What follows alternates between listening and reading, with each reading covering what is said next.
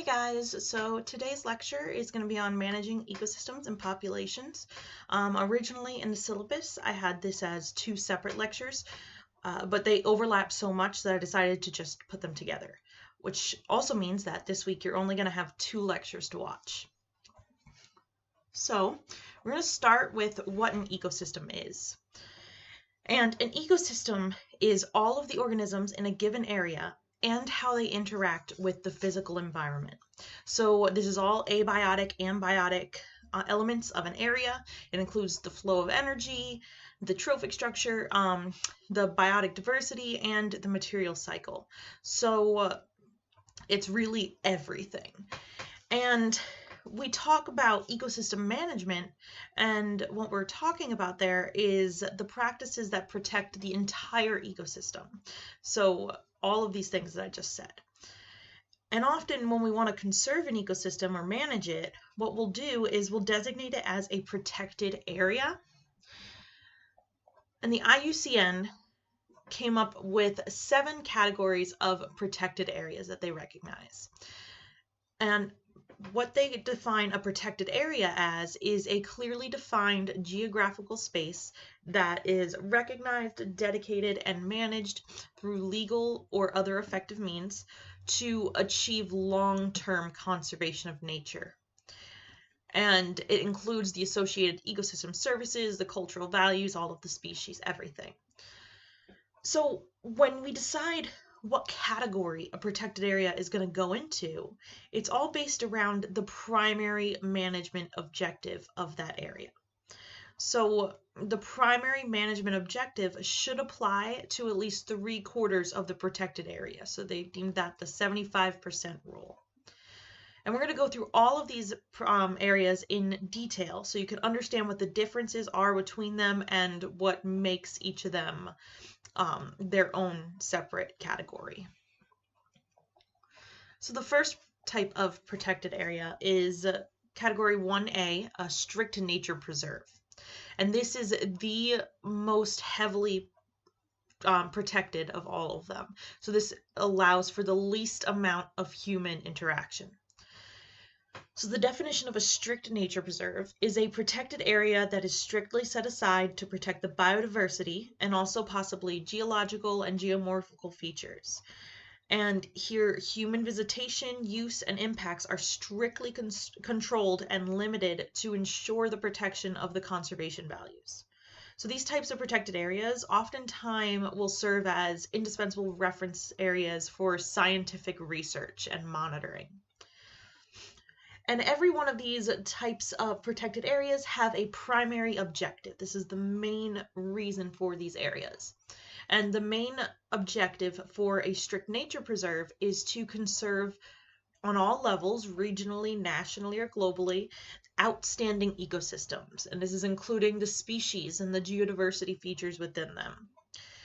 And these attributes must have been formed mostly or entirely by non-human forces, so they are not human created.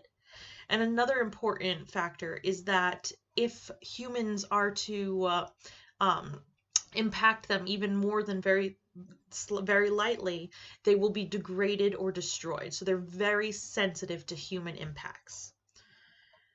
So this is the primary objective. There are some other secondary objectives. One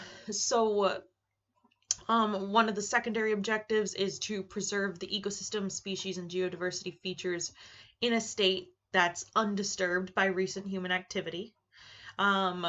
Also to secure examples of the natural environment for scientific studies, so to be used for environmental monitoring, education, and that's including like baseline areas, which all avoidable access is excluded.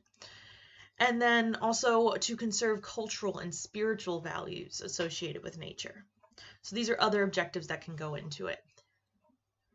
And there are some distinguishing features of strict nature preserves. Generally, now this isn't always, they don't always have to have these features, but generally they have a largely complete set of expected native species, ecosystems, ecological processes, and they're there in densities that are either substantial or capable of returning to the densities that they should be at through just natural processes or very minimal management intervention. Because strict nature preserves do not allow for areas that need to have a ton of management to be in that category. They need to have very little amounts of management needed. So they need to almost be perfect already. Typically, these areas are free of any sort of direct intervention by modern humans. And it usually implies limiting the access of people and excluding settlement from these areas. They need to be typically surrounded by feasible land that uses the same habitat as the protected area, so they usually contribute to the achievement of the conservation objectives in that area. They kind of help along the nature preserve. They also need to be managed for relatively low visitation from humans and be capable of being managed to ensure minimal disturbance. So that's especially relevant in marine environments where it's kind of hard to keep some source of disturbance out. And these areas, they can be areas where there's a religious or spiritual significance. It doesn't have to just be for science. So as long as the biodiversity conservation is identified as the primary objective, the area could contain sites that people could visit in a limited number to engage in like faith activities, as long as they are being consistent with the area's management objectives. And then there's some issues for consideration. So when we're looking at nature preserves, there are a few areas that are not there are only few areas that are not under some kind of legal or traditional ownership. So it's really hard to find areas that exclude human activity and are in this pristine state. So finding new nature preserves is often pretty problematic. And some human activities can't be excluded. So we can put up a fence, we can keep people from coming in, we can keep poachers out, but you can't really exclude things like climate change or air pollution or disease. All of these things are still going to come into this area. And the problem is, since these areas require such limited intervention, that might cause a previously strict nature preserve area to degrade and become more suitable in a different lower category in the future. So the second type of protected area is 1B, and this is a wilderness area. And wilderness areas are protected areas that are usually largely unmodified.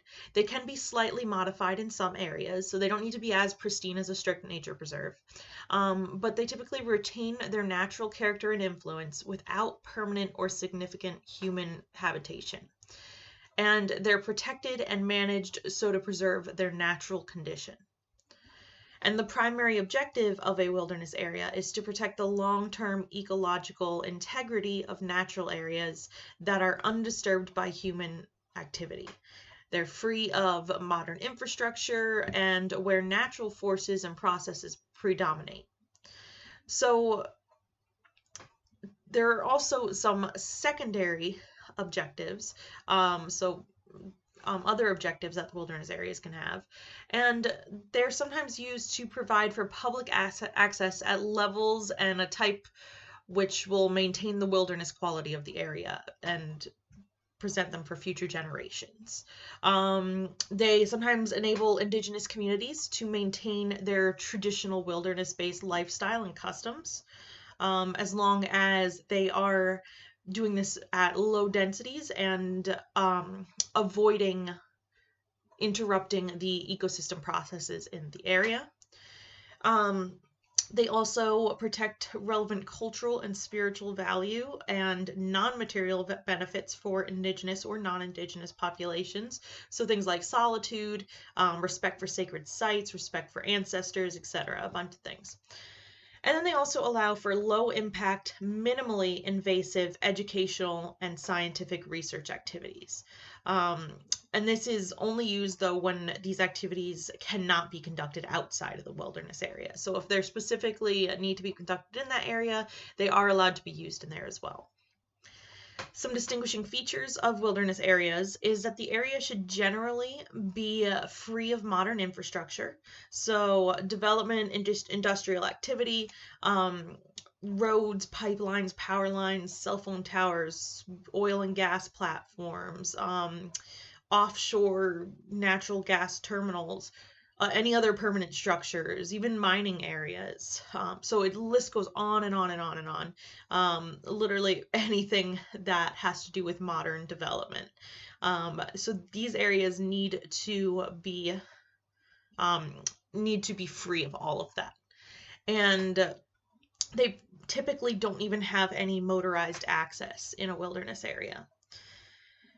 So they're also generally characterized by a high degree of intactness. So this is similar to the strict nature preserve. It needs to be highly intact. It has a large percentage of the original extent of the ecosystem and complete or near complete native fauna and floral assemblages. Um, so it's important to have everything functioning the way it should have already, it should naturally be functioning. So a lot of this probably sounds similar to the Strict Nature Preserve, and that's why it's 1A and 1B. They are similar, but what makes this different from Category 1A is that Category 1A protected areas are strictly protected, and they generally only have limited human visitation. So they're often, not always, but they're often relatively small, whereas wilderness areas are larger and they allow human inhabitants in a lot of ways. So like I said, like indigenous people, for religious reason too, you can be there. So there's a lot more human interaction in 1B. So that's the main difference. It's mostly the interaction of people, and sometimes also the size can be taken into account. So the next type of protected area is a national park. And these are large natural or near natural areas that are set aside to protect large scale ecological processes. Um, so this is along with the complement of species and ecosystem characteristics of the area, and it also provides a foundation for environmentally and culturally compatible spiritual, scientific, educational, recreational, and visitor opportunities. So now we're getting into the categories that are allowing more human intervention and more humans to come into the areas. So you'll notice as we go down this list, we kind of get less and less away from keeping people out. We get more away from that. So we are allowing more and more people in. And the primary objective of a national park is to protect natural biodiversity along with its underlying ecological structure and support environmental processes and to promote education and recreation. So there's a lot of secondary objectives as well. So it could be to manage the area in order to perpetuate in its natural state, as natural of a state as possible, representative examples of physiographic regions or biotic communities or genetic resources, or unimpaired natural processes. So making it as a natural example of things. Also to maintain viable and ecologically functioning populations and assemblages of native species for long term. To contribute to the conservation of wide-ranging species and migration routes, to manage visitor use for inspirational, educational, cultural, recreational purposes, and to do that at a level that's not going to cause significant biological or ecological degradation.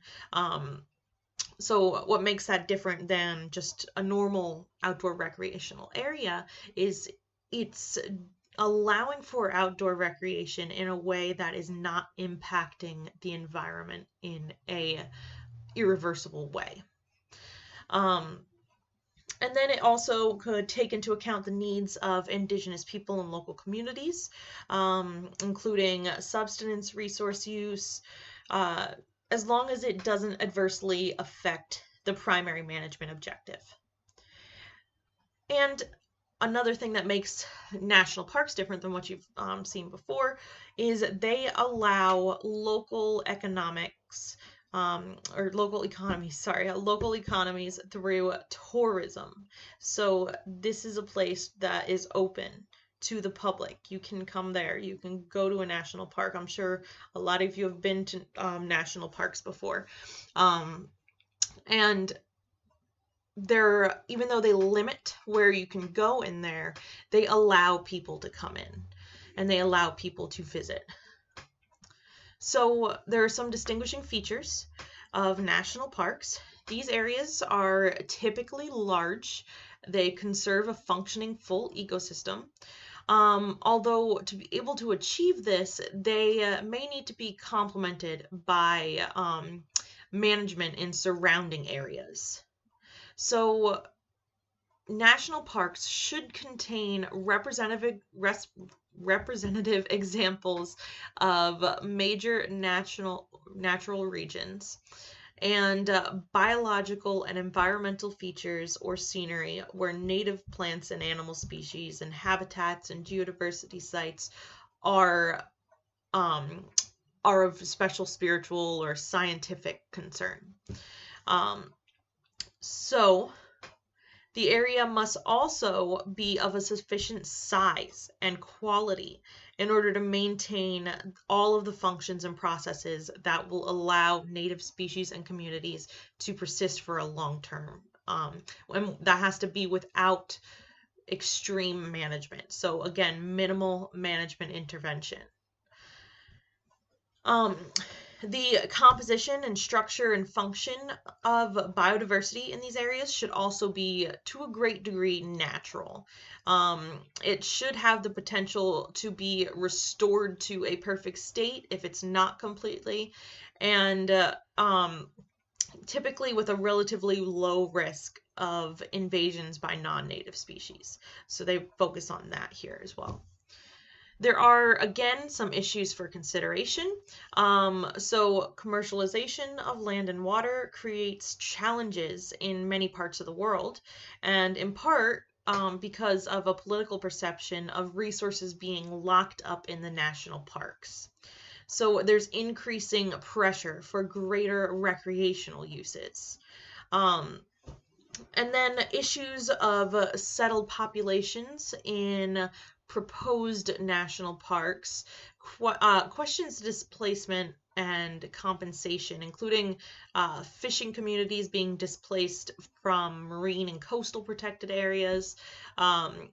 And a lot of people are pressing for alternative livelihood options. So once you take an area that was previously not a national park and you make it so that now you're limiting human interaction, you're limiting the amount of resources that people can take from it, people are not liking that, and they're asking for alternative options, which makes sense. You know, if you took away the area they were fishing and they were providing for their family, they need somewhere else to go now. So what makes this different from Category 1A is that national parks will generally not be as strictly conserved as the strict wilderness areas. And they might include tourist infrastructures, so like gift shops and little areas for people to go in, like bathrooms and stuff, and even trails throughout them. So they have all of these things that Category 1A will never have. However, Category 2 protective areas will often have core zones. So it's an area in the middle of a national park where the visitor numbers are strictly controlled. So this core of the national park, a lot of the times, is very similar to a strict nature reserve. They limit the people that can go into that area, and typically it's just the people that are helping manage it, so it's not somewhere where the tourists will go. And what makes the national park different from Category 1B, which is the wilderness area, is that they have more infrastructure, so trails, roads, lodges, and therefore probably have a greater number of visitors. So even though 1B allows some visitors, national parks have a lot more. So they allow a lot more human intervention. The next type of protected area is a natural monument or feature. And this is defined as a protected area that is set aside to protect a specific natural monument. So it could be a landform, could be a seamount, submarine cavern, geological feature, anything. Could be a cave, even a living feature like an ancient grove. And these are generally quite small protected areas, and they often have a very high visitor value. So the primary objective of these areas is to protect specific outstanding natural features and their associated biodiversity and habitats. And again, they have some secondary objectives. They can be used to provide biodiversity protection in a landscape or a seascape that's otherwise undergone major changes. They can be used to protect specific natural sites that have spiritual or cultural values, as long as they also have biodiversity values. And they can be used to conserve traditional spiritual and cultural values of sites. So there are some distinguishing features of a natural monument. So these areas are usually relatively small. They usually focus on one or more prominent natural feature and the associated ecology, rather than a broader ecosystem. So natural geological and geomorphical features are important here, such as like waterfalls, cliffs, craters, caves, fossil beds, sand dunes, all of these things. Even marine features like seamounts and coral formations. Or it could be something that's culturally influenced natural features, so something like a cave dwelling or ancient tracks. Or it could be a natural cultural site.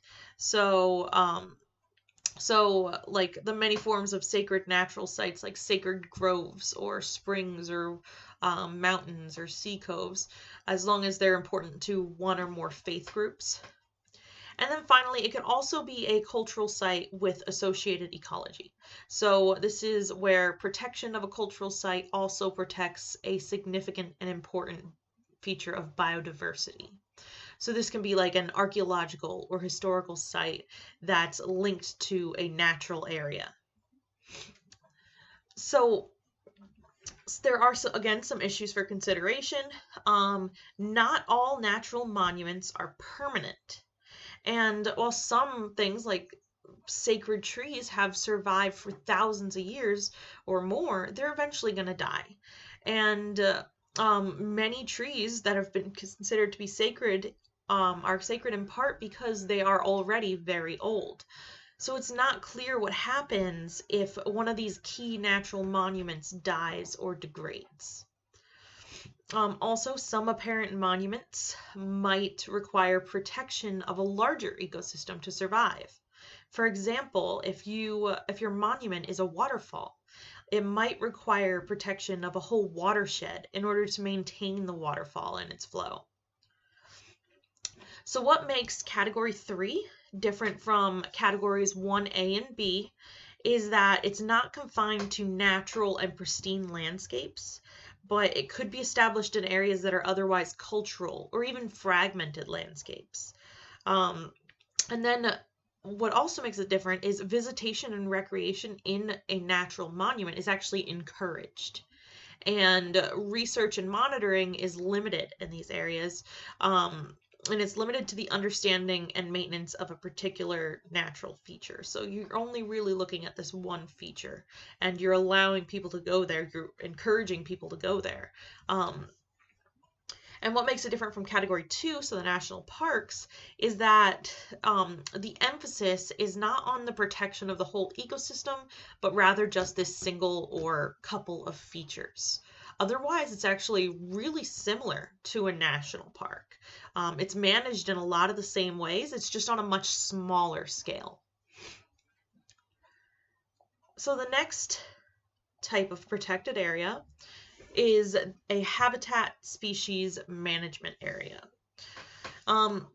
So the definition of this is a protected area that's aiming to protect a particular species or habitat, and management reflects that priority. So many habitat species management areas will need regular active interventions to address the requirements of the particular species or to maintain the habitat, but it's not necessarily a requirement of that category. So the primary objective of this one is nice and short. It's just to maintain, conserve, or restore species and habitats. But there are, again, some secondary objectives. It could be used to protect vegetation patterns or other biological features through traditional management approaches. It can be used to protect fragments of habitats as a component of a landscape or a seascape. And it can be used to develop public education and appreciation of a species or a habitat. It can also be used by a means which urban residents can obtain regular contact with nature.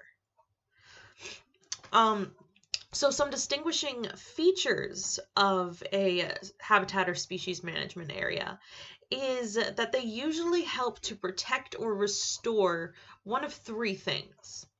Either they're protecting or restoring flora species of any sort of importance, so any level, international, national, local importance, or they're protecting fauna species. And that also can include resident fauna. It can also include migratory fauna through the area as well. So it may not even be something that is there year round. And third, it can be used to protect habitats. So management is going to differ depending on the needs of the area. So for example, these areas often include fragments of an ecosystem. And a fragment might not be self-sustaining and is going to require regular active management interventions. Whereas if it's a larger ecosystem that you're protecting, it's going to need less management. So it's really the management goes to the areas that need it the most. So these areas are also generally publicly accessible. And there's 5 main approaches to how the areas are managed. So it could be the protection of a particular species. So to protect a target species, which usually will be under threat. So maybe it's one of the last remaining populations of a species. It could be used to protect habitats, so to maintain or restore habitats, which are often fragments of ecosystems. Third, it could be used as active management to maintain a target species. So this is to maintain viable populations of a species, which might include, for example, artificial habitat creation or maintenance, like artificial reef creation, or supplementary feeding or other active management systems. And we're actually going to talk about a couple of those types of things in our next lecture. It can also be used as an active management of natural or semi-natural ecosystems. So to maintain a natural or semi-natural habitat that's either too small or substantially altered and it can't self-sustain. So, for example, if natural herbivores are absent, they may need to be replaced by livestock or manual cutting of plants. Or if hydrology has been altered, it may be important to create artificial drainage or irrigation. And then it can also be used as active management of culturally defined ecosystems. So to maintain cultural management systems, this is where these have a unique associated biodiversity. Continual intervention is needed because the ecosystem has been created or at least substantially modified by management. So the primary aim of management is the maintenance of associated biodiversity. And when I'm saying active management over and over here, what that means is it's the overall functioning of the ecosystem is being modified by, for example, halting natural succession or providing supplementary food or artificially creating habitats. And it's often going to include more than just addressing single threats like poaching or invasive species, because those activities take place in pretty much all of these protected areas. They're all pretty much all keeping out poaching and invasive species. But active management is going above and beyond and having to actively go out and create all of these different things to keep the ecosystem going or to keep the species alive. So for these areas, there again are some issues for consideration. Many areas exist in crowded landscapes and seascapes, so human pressure is comparatively greater in these management areas. So it's both in terms of potential illegal use and also from visitor pressure. And then areas that rely on regular management intervention need appropriate resources from the management authority. And it can be really expensive to maintain. So a lot of the times you need to get volunteers from local communities. These areas are not necessarily fully governmentally funded. A lot of the times they are run by volunteers.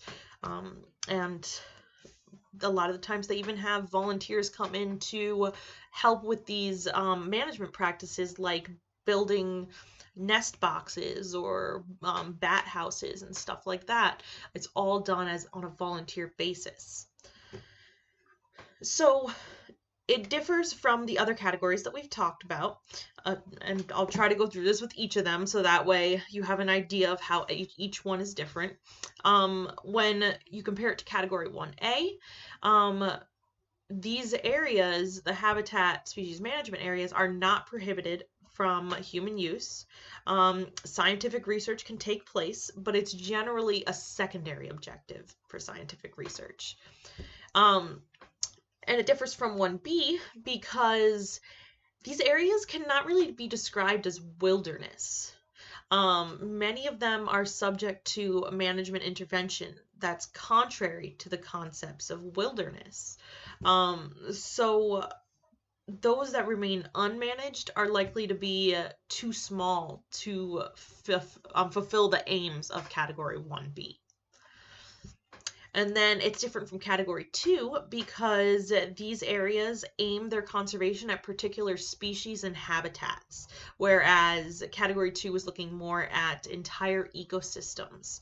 And then it is different from Category 3, so the natural monuments, because the objective of this is more of a biological nature, whereas Category 3 was a site specific, and it's more culturally oriented. So we have two more.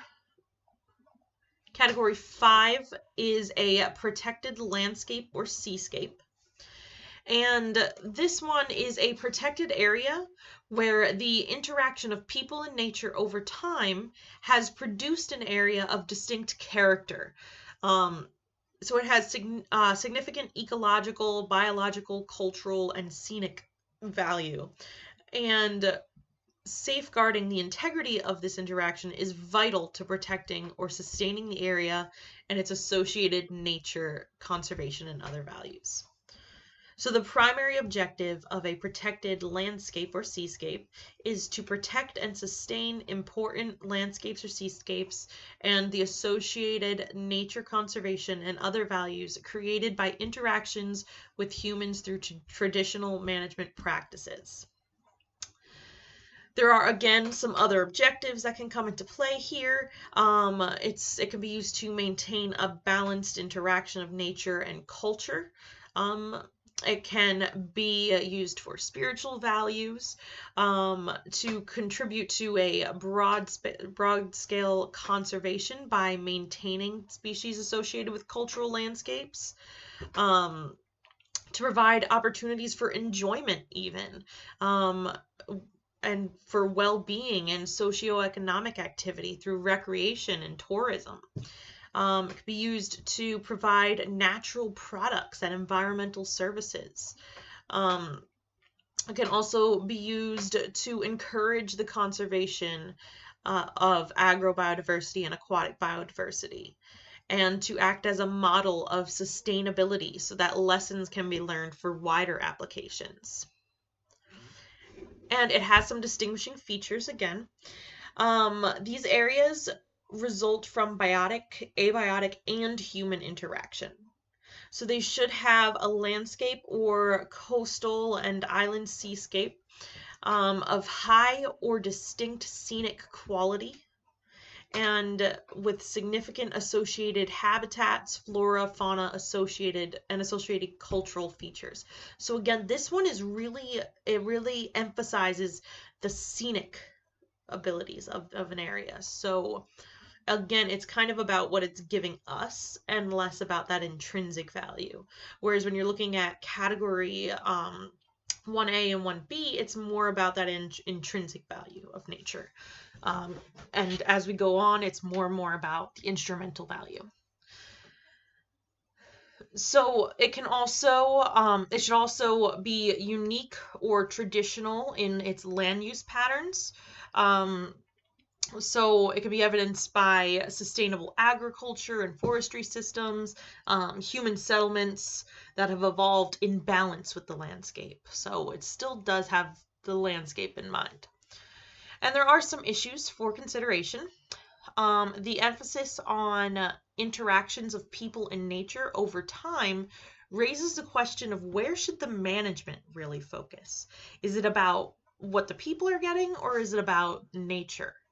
And in an area established to protect values based on traditional management systems, what happens when the traditions change? Or they're lost over time, because traditions do change in humanity, and there are many things that have been lost in our traditions. So what happens to this area when that goes away? And since people are the stewards of landscape or seascapes in these protected areas, clear guidelines are really needed about the extent in which the decision making can be left up to the local inhabitants, and how far a wider public interest should prevail when there's conflict between the local and national needs. So we're just kind of a lot of this we're kind of leaving up to the public in these areas, which isn't necessarily always the best thing. So what makes this different from the other ones, from category 1A and 1B, in this area, human intervention is expected. It does not prioritize research. It can offer opportunities to study interactions between humans and nature, but it's not really about research. And again, it can't really be defined as wilderness because there's so much human interaction in them. And it doesn't seek to minimize human activity the way 1A, 1B, and 2 do. In fact, it actually encourages human activity. So what makes it different than a feature, a specific feature, is that the feature kind of emphasizes the uniqueness or rarity of an individual feature, whereas these aren't necessarily required for this category, for protected landscape or seascape. It can encompass a broader landscape and have multiple values. It's not all about one thing. And what makes this different from the last category we looked at, the habitat or species management area, is that this aims to protect an overall landscape or seascape and that has values of biodiversity, whereas the habitat species management areas often are quite specifically to protect an identified target, so a specific species or a specific habitat. This is a lot more large scale. And then finally, our last category is a managed resource protected area. So this is very different from a lot of the other ones. Um, these are protected areas that conserve ecosystems and habitats together with associated cultural values, traditional natural resource management systems. And they're generally really large, and most of the area is in a natural condition. Um, but a proportion of it is under a sustainable natural resource management. So you can have a low level of non-industrial use of natural resources. So that's one of the main aims in the area, to be able to take natural resources from these areas in a low level. So the primary objective is to protect natural ecosystems and to be able to use natural resources sustainably. So when conservation and sustainable use are put together like this, it can be mutually beneficial. And again, there are other objectives to this type of protected area. It can be used to promote sustainable use of natural resources when you're taking into consideration ecological, economic, and social dimensions. It can be used to promote social and economic benefits of local communities, to facilitate intergenerational security for local communities, so providing livelihoods for people. Um, to integrate other cultural approaches or belief systems within a range of social and economic approaches for nature conservation. It can be used to facilitate recreation and appropriate small-scale tourism, to collaborate in the delivery of benefits to people, so mostly local communities that are living near the protected area. And again, it can be used for scientific research, environmental monitoring, so a lot of different things.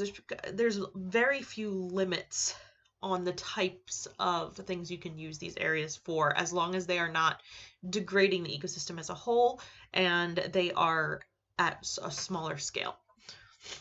Now, some distinguishing features for a managed resource protected area is that they're uniquely amongst the category system and having the sustainable use of natural resources as a means to achieve conservation.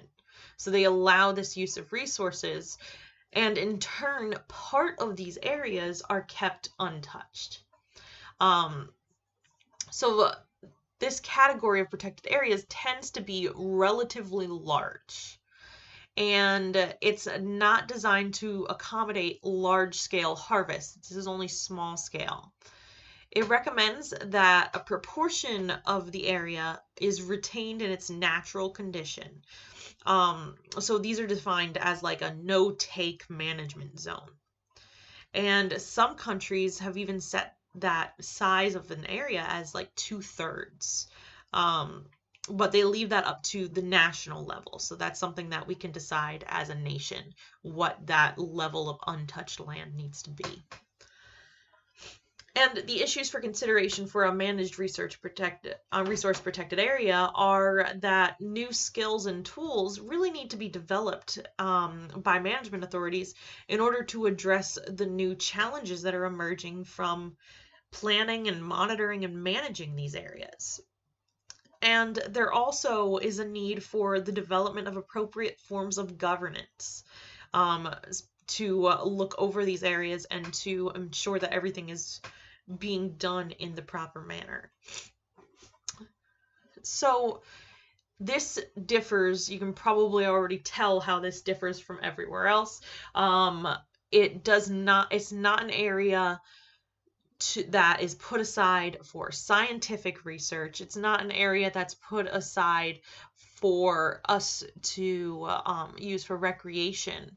It's not a complete wilderness area. It is touched by humans, right? We are taking from it, and we are using the area for natural resources. So that's really what makes this different. None of the other areas allow that. So all of these types of areas have to be managed by someone. And the IUCN recognizes 4 types of governance that can look over these types of protected areas. So each of these governance types are really a description of who holds the authority and the responsibility for the protected area. And you can have governance by the government, so this can be a federal or national ministry or agency in charge. It could also be subnational government, um, and it could even be a government delegated management. So it can be given to an NGO. And what that is a nonprofit organization that operates independently of the government. So those are otherwise known as like non-governmental organizations. It can have shared governance, so that can be transboundary governance, so formal and informal arrangements between two or more countries, or collaborative governance through various ways in which diverse actors and institutions work together, or even joint governance, so multi-party governing bodies. It can also be governed by a private government. So this is when conserved areas are established and run by individual landowners, or again NGOs, or even for-profit organizations, so like corporate landowners. And then finally, it can be governed by indigenous peoples and local communities. So there are a lot of areas that are established and run by indigenous peoples. And there are community conserved areas which are established and run by local communities. So any of these forms of governance are recognized and are valid for any of the 7 categories of protected areas. But it really comes down to the specific area. It's not even that each category has one type of governance. A lot of them have a mixture. So one way that the IUCN is helping to protect ecosystems, other than creating these categories, they also have to come up with when something's going to be put into one of these categories. So what they have is, just like they have the IUCN Red List of species, they also have an IUCN Red List of ecosystems. And it has 5 main targets to this red list. Its targets are to classify and list the world's ecosystems and document their status, so just like we did with species, but now we're doing with ecosystems. To focus not only on threatened ecosystems, but also those that are in good condition as a result of active management, and to highlight the best practices in ecosystem management. Third, to establish a secretariat to manage the Red List of ecosystem processes in collaboration with the IUCN Red List of species. So to put them both together. 4, to enhance technical and institutional capacity for ecosystem red listing at national, regional, and global levels. And finally, to develop strong linkages between good ecosystem management and sectors which are not necessarily focused on conservation. So, for example, national and economic planning, livelihood improvement, and the private sector. So this is all really helping to define what needs our help, and also to help us see what we've done that has actually worked.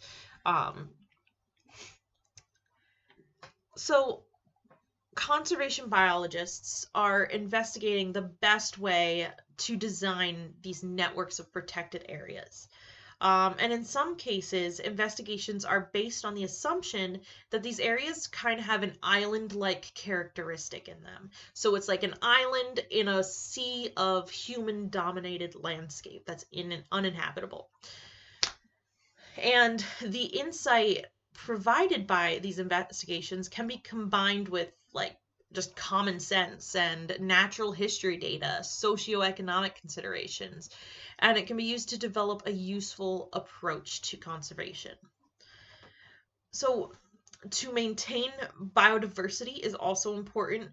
Protected areas should be as large as possible, typically. But we've also found that small protected areas can maintain species of special concern and are relatively important in urban areas. So the interaction of human land use patterns, conservation theory, and park design really all come into play, and they can be seen in the discipline of landscape ecology. So, in landscape ecology, investigations of patterns in the physical environment and the ecological communities and the ecosystem processes, but as well as human ecosystem interactions at local and regional scales come into play. So you're looking at all of the natural things that we don't have anything to do with and that should naturally be happening, but then also how we interact with that. So that's what landscape ecology is looking at. And in many cases, conservation biologists must consider protecting biodiversity and designing networks of protected areas while taking all of these things into account. It's not just about the natural areas, because we are here too. We have created all of these fragmented habitats, and it's our job to figure out how to best have the environment survive with us around, because we're not going anywhere. So it's important to take all of this into consideration and not just focus on specific sites where maybe there's like a threatened species in that area, so we're just going to protect that area. We need to look at other areas as well. So in some cases, long-term traditional human use has created a landscape pattern, and it's created preserves in all different shapes and sizes, and in some areas it's actually increased biodiversity, especially where like agriculture and grazing or other traditional practices have been abandoned. So we may have been there for a long time, but now they're gone and succession is taking place, and now you've got all these different levels of growth, and it actually facilitates diversity. Now, I'm not saying that's all the time. Obviously, we do a lot of harm, but there are some instances where it has helped with biodiversity. And in the past, wildlife biologists really advocated for creating these type of mosaic habitats. So the areas where like we were there and now we're not, but also areas where the habitat is separated by all types of different things. So like you see in these pictures down here, the mosaic of habitats, and we'll talk about each of those in a second. So biologists were really advocating for this, for creating these mosaics and having habitats with abundant edges. While landscape design often increases the number of species and the overall abundance of animals, it doesn't necessarily favor the species that are of great concern. So this idea, yeah, it might work for creating a bunch of different types of habitats to get as many types of species as possible. There are a lot of species that can't handle something like that, and they need a different type of protection. They need large blocks of undisturbed habitat. But you can see some of their ideas behind this just in these images. So when you look at the first one here, these are a bunch of pothole lakes in Siberia, and they illustrate that it's kind of a scattered patch landscape, and this is a natural landscape. So nature is creating these sort of mosaic habitats on its own. And you can see again here an aerial photograph of the wetlands on the Gulf Coast of Florida. Again, it's a patchy mosaic-like habitat that's been naturally created. So biologists a while ago were thinking that this is what we should create. So they thought that it was a good idea to create things like this. In this town, we have patches of habitat, long strips. Instead of creating one big separated area, they put a bunch of little areas throughout. And this again goes back to that several small or one big reserve. What's better? It really depends on the species. For some species, this might be fine. But for other species, that's not going to sustain them, right? You're not going to have bears living in there, but I'm sure a lot of smaller species are doing fine. And again, you can see it here, human created mosaic design. And that's with like the mixture of different types of farmlands. So this was actually advocated for. This is something that they were saying was a good idea. And as time has gone on, we've realized that it's really not. Um, as we talked about in one of our previous lectures, areas that are long and thin like that have a lot of edge effects happening, and you're not having the any fully suitable habitat there. So when you're having these patchy little areas, it really isn't creating suitable habitats, especially when the areas are separated by uninhabitable areas. So the naturally created ones, they allow for dispersal more throughout and across because they're not being separated by human uninhabitable areas. Now, many species are also not confined to a single habitat. So rather, they move between habitats, or they'll live on borders where two habitats meet. So maybe like a field and a forest. So here we'll say that the tan color is field and the green color is forest. And these are two different reserves. They are the same size, but and they have the same amount of forest, the same amount of field, but they're distributed differently. So for some species, the patterns of these habitat types, or the mosaic that we create, matters. So it could be critical in whether or not a species can live there. There's a lot that comes into play here. The presence and the density of many species might be affected by the size of each of these little habitat patches, and also by the degree in which they're linked to one another. So, for example, the population size of a rare animal species will be different in these two different parks. One of these has a bunch of small alternating checkerboard patches of field and forest, whereas another one has each 1 hectare, has a 1 hectare area of each one. So there's only 4 patches. These animals, even though this is the same size, may need a larger patch to survive in.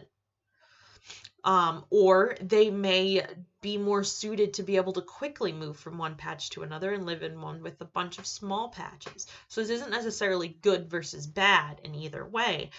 It all comes down to the specific species that you're looking at. So they're going to have different effects on the area. For example, when you're having these different breaks of forest and field, you're going to have different microclimates. So you're going to have different wind, temperature, humidity, light. There's going to be different pest outbreaks, different movement patterns of animals. So even though they're equal in the habitat that they're protecting, they're really not equal in what they're providing to the species. So what landscape pattern is going to benefit which species is a question that conservation biologists have to answer when they're coming up with these things and when they're deciding what to protect. So a lot of the time, ecosystems that we protect are separated. And we talked about habitat fragmentation a bit. And the problem is when they're separated, it's not just about the edge effects, it's also about animals having trouble crossing from one area to another. So they become isolated. And a proposed way to combat this is a habitat corridor. So this is an example of a habitat corridor here. It's a land bridge going over a highway, and it connects 2 patches of forest. So these habitat corridors have been proposed to link these isolated conservation areas.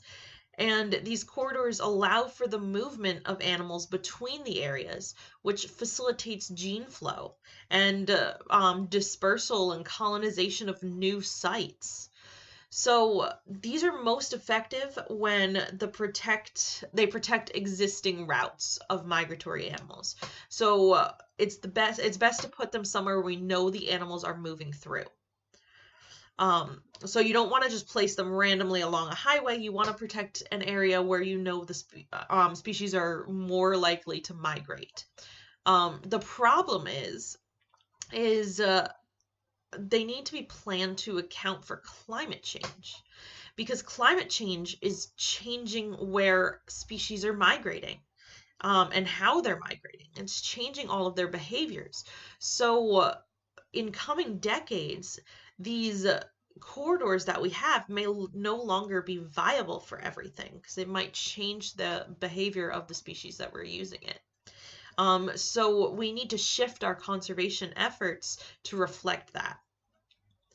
So this is really an important thing, is having these corridors, because establishing these habitat corridors can potentially transform a set of isolated populations into something called a metapopulation, which we're going to get into in a couple minutes. So it's a linked network of populations. They can interact with one another, they can interbreed.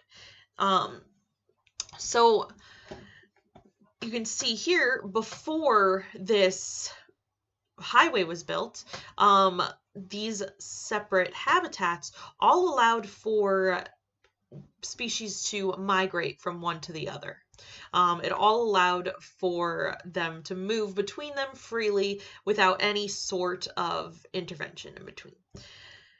But now when you build a highway through it, it blocks off a lot of their ability to disperse. So you may still have the dispersal from section 1 to these couple of small ones here, but now section 2 is cut off. So when you have something like a corridor, it could be something like this land bridge, which is just a straight shot across, or you could even have things called compensation sites there as well. So these are compensating for the edge habitat that you've created now, and creating a sort of stepping stone. So an area for them to get to, that they can pause in and be safe in, and until they move to the next area. So what they did is they created these stepping stones and these compensation sites to allow for dispersal over the highway. It also allows that the species don't have to come straight on at the overpass or the corridor. They can come from a different spot on the road and follow the stepping stones down the road to the corridor. So it's really just facilitating the ability of these species to move between areas and trying to remedy the issues that we've caused with fragmenting their habitat and creating this barrier in the middle.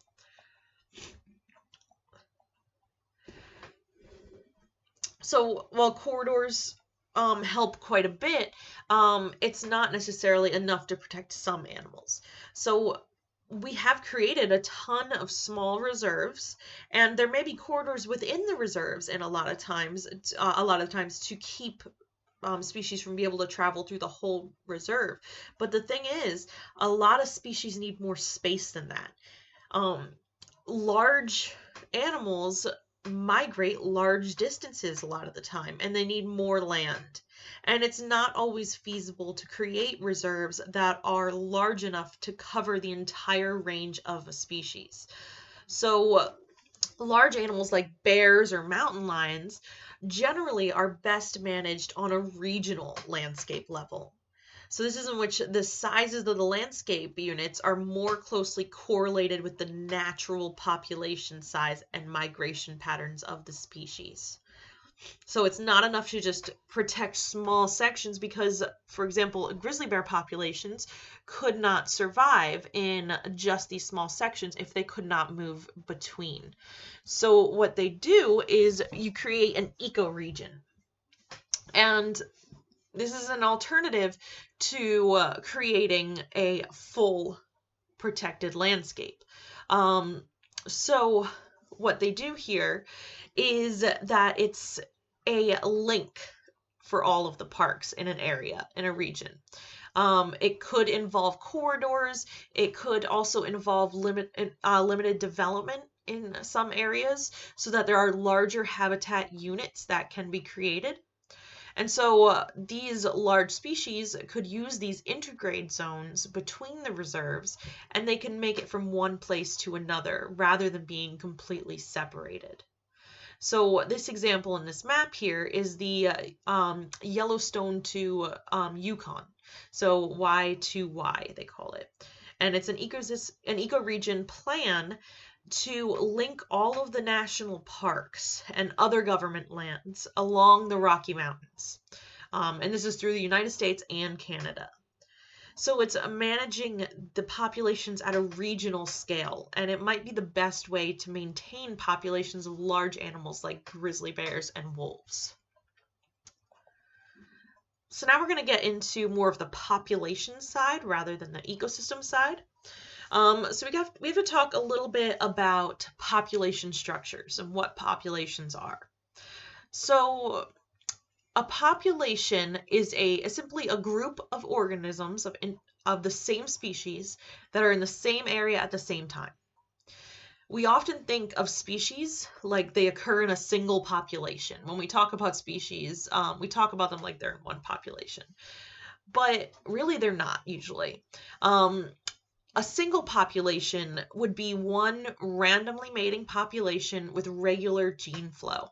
So they're genetically homogeneous. And we see them as moving around, breeding with one another, sharing genes. And some species actually do this. They move around enough that they essentially form one panmictic or all-mixing population. And this is especially a thing that we see with species with a high level of agility, so the good dispersers. Sometimes, though, we'll have separate populations that will never interbreed with one another. That's very common when it comes to species. So these are multiple populations. And this is when multiple separate populations are geographically separated from one another. They have very little gene flow, rare dispersal, so less than once per generation. And because they aren't dispersing with one another, they differ genetically. So they could have different allele frequencies or even just different alleles in general. But then there's one that we don't think about a lot, and that's called a metapopulation. It's kind of the intermediate between these two. And initial work for metapopulations came out of work by a man named Levins in the 1970s. And he tried to understand why it was so hard to eradicate insect crop pests. So he began to model them as if they were separate populations with their own dispersal abilities, their own tendencies. And that's how he figured out what metapopulations were. So a metapopulation is a bunch of small populations of populations. They allow for enough dispersal to exist that it makes them similarly genetically, but also allows for different demographic characteristics. So things like birth rate, death rate, sex ratios, and even the probability of extinction. So all of these things are separate between the populations, but they're still interbreeding, so they're still genetically similar. And because they have regular extinctions and they're able to go between each other, there's also regular recolonization. So one metapopulation will go extinct, another will recolonize it. So this is dependent on the spatial scale, so how close or how far populations are, how large populations are, and their dispersal abilities, the dispersal abilities of a species. So there are several metapopulation models. In some species, every population in the metapopulation is short-lived, and the distribution of species changes dramatically with each generation. So they're just constantly going back and forth between each other. The distribution is changing. But in other species, the metapopulation could be characterized by having one or more source or population or a core population. And that population is going to have fairly stable numbers. But then there may also be a bunch of satellite populations, like these smaller ones that are near the core population, but are also considered sink populations because they often go extinct and then are recolonized by the core population.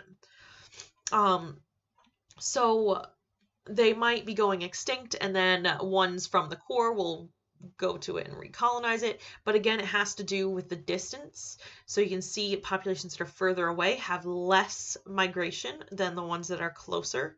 And also, the size of populations is important as well. So larger populations can provide more for other populations. So these small ones here can only have a small amount of dispersal, whereas large populations could have more dispersal to small ones. So they can repopulate areas more quickly if you have a large source population. But metapopulations can also have complex interactions.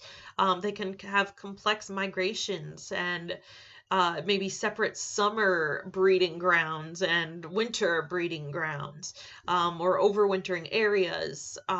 So these are all things that might not even be shared among populations. Maybe one population has a section that they go to go for the winter, and another one goes somewhere else for the winter, but in the summer they'll go back and forth. So it can be very complex, but really what makes it a metapopulation is that there is movement between different populations, and it does not matter if it's a small amount of movement, a large amount of movement, as long as it's enough to make them genetically similar. So there are quite a few species that rely on metapopulations. For example, the Allegheny wood rat. So they are habitat specialists. They live on talus slopes. And because their habitat is so patchy, they really are just a whole bunch of metapopulations. The whole species is just a bunch of metapopulations. So their populations are close enough that they're relatively genetically uniform, but their individual populations go extinct and recolonize all the time. And then you have things like mole salamanders, so like the spotted salamander or the marbled salamander.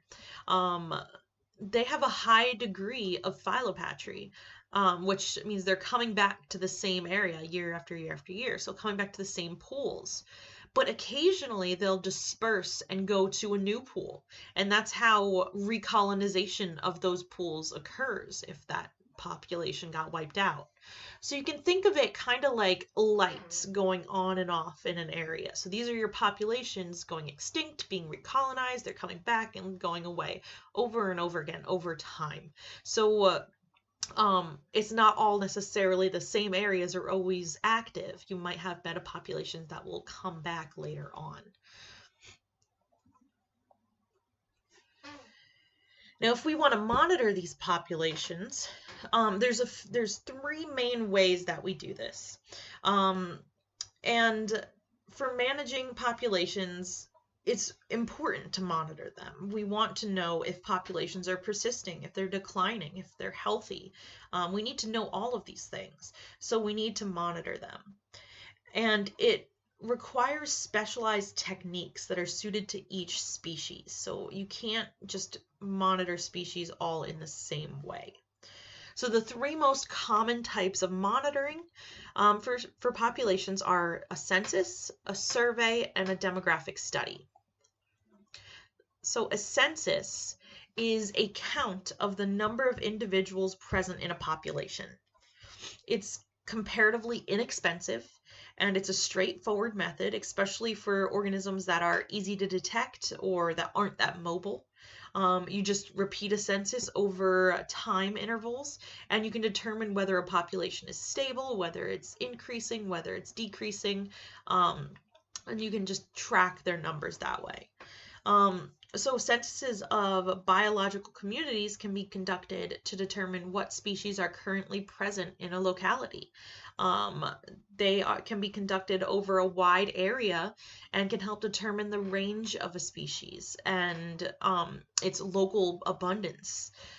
A comparison of current occurrences with past past censuses can also highlight species that have been lost or changes in a range. So when you're comparing old censuses to new ones, you can find out information over time.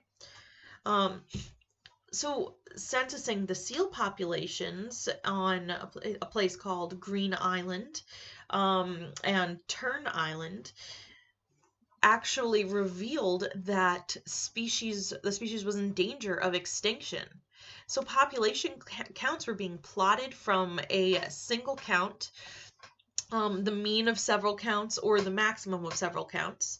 And it showed that the seal populations declined when a Coast Guard station was opened on Green Island in 1960. So it was due to the disturbance by people and dogs that made the seal population decline. So you can see here they were relatively high, and there's that Coast Guard station, and now it's down here. Then we have Coast Guard station closes, and it goes right back up for Tern Island. So it was really human disturbance that did this, but the census that they were completing for these seals over time was what told them that this was happening, because otherwise they may not have known, and it could have led to the extinction of these populations. So a second type of monitoring method is a survey. So a survey of a population involves using a repeatable sampling method to estimate the abundance or density of a population or species in part of a community. So an area can be divided into sampling segments, and the number of individuals in a certain segment can be counted. And those that are counted can be used to estimate the actual population size. So there's a wide variety of survey methods that can be used to estimate population size and changes over time. So you can observe animals, you can look at their footprints, their scat, you can set up automatic camera traps, you can listen for animal calls. But there's a specialized type of survey called a mark recapture survey. And that involves the capture, marking, and release, and then recapture of animals to estimate population size and individual movement. So surveys have expanded in recent years to even include DNA analysis of like scat and hair samples. So this example in the pictures here is actually something that's happening in Pennsylvania right now. It's the timber rattlesnake monitoring survey. So what they do is they go out and they capture timber rattlesnakes. The first step, they put them in their tubes so they can't get bit, and they monitor them. So they look for the sex of the individual. They will sometimes mark them on their scale. They kind of burn one scale off to make, and it's a specific scale so they can tell which individual it is in the future. Doesn't hurt the snake. The scales aren't like it's like your hair. They don't feel anything really. And it heals over fine. And they will monitor what individuals are there, how many are there. They'll monitor populations to keep track of how many individuals are in a population year after year to make sure the population is staying stable. So they have a whole bunch of different areas that they go to, and they monitor all of these areas to see where the species is in decline, where they're doing well, and all of that. Then we have demographic studies, and these follow known individuals of a species of different ages and sizes in a population to determine their rates of growth, reproduction, and survival. So either the whole population or a subsample of the population can be followed. And in a complete population study, all individuals are counted and aged if possible. You also get their sex, their size, you mark them for future identification, and then you mark their position on a map of where you found them. A lot of the times they'll even collect tissue samples for genetic analysis. But it can be a variety of those things. It doesn't have to be all of those things. They don't necessarily do all of them for everything. Techniques vary depending on the characteristics of the species and the purpose of the study. So each discipline has its own techniques for following individuals over time.